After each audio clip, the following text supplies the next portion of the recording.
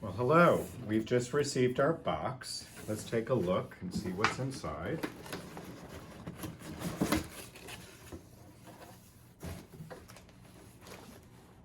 We have Gerberas, the Stilby that we can see, and let's just unload it now and see what else we have.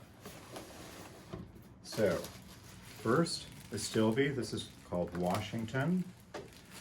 What I love about these is that they have a beautiful feathery appearance, and the foliage is a lot like fern.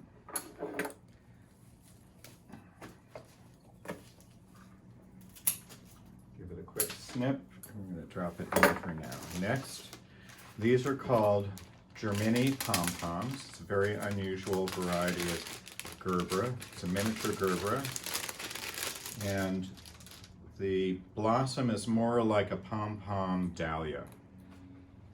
Okay. And they come on this card to protect them. And what we do is we pull them out.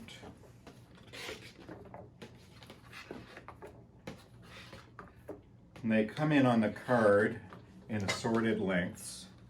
So if you're doing a tall piece, you have plenty of length to work with, and you have some shorter stems for shorter work. Gather them together. Quick cut. Get them into water. Next. Bachelor buttons. Nothing like this gorgeous china blue.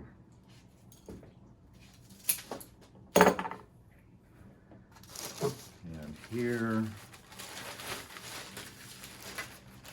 this is called Nigella, very feathery. It's a little bit droopy, but as soon as we cut it and put it in water, it'll perk right up.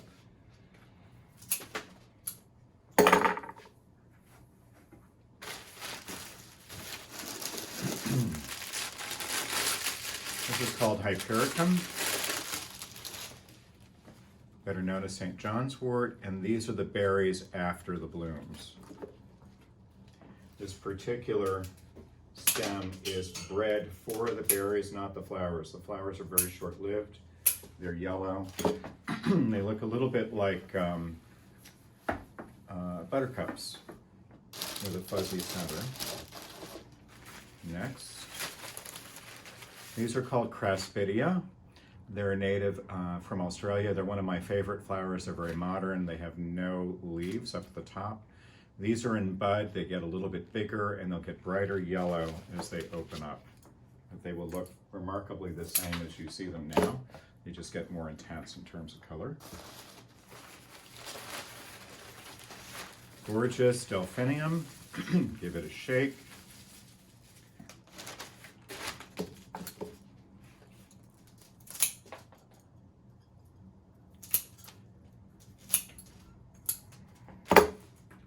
Those in. And Ming yellow lilies. This is what they call an LA hybrid. They've been bred for larger blooms. These are very tight when you get them, and what's lovely about having them tight, and just this variety anyway, does not have an overwhelming scent. A lot of people get nauseated by the oriental type. Reminds them of funerals. These have very little of that kind of scent. They open slowly and they last fully a week to 10 days. And lastly, we have a little leatherleaf fern. This will be something that we'll use in the arrangements. We start designing. Okay. So now we're going to jump into hydrating and prepping the flowers. And just to be expeditious, we are going to show you how to prep one of each flower, and then we'll go off camera and finish prepping the rest of them. Okay. So we're really all done with prepping the ferns. It's just a matter of cutting them and dropping them in water.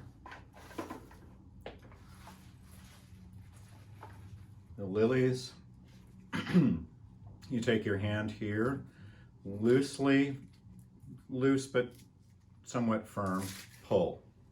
Strips all the leaves, and then you're done. As I had indicated before, the Crispidia doesn't really need any prep either. The Hypericum, you would strip it the same way with your hands like this. And then the Hypericum leaf tends to brown or blacken with age, so you take the large leaves off. And put it back. Germini doesn't need any attention. The bachelor buttons, take the elastic off.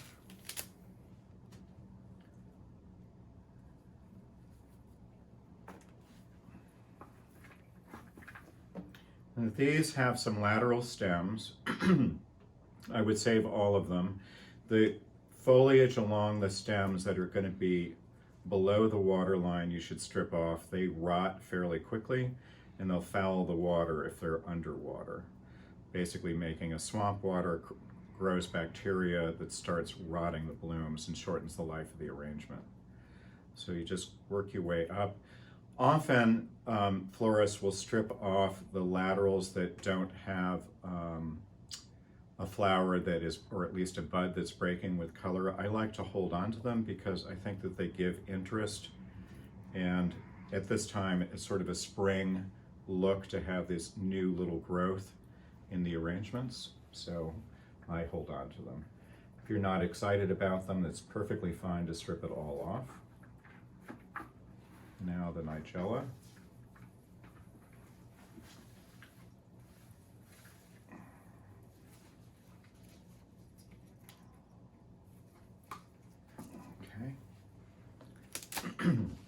That rubber band off.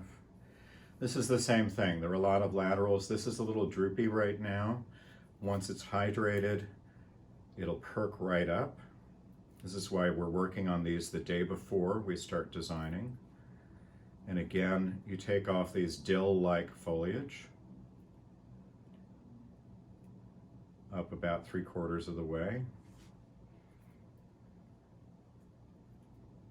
Save the laterals for the same reason you would the bachelor buttons. And then we're going to take a look at the delphinium.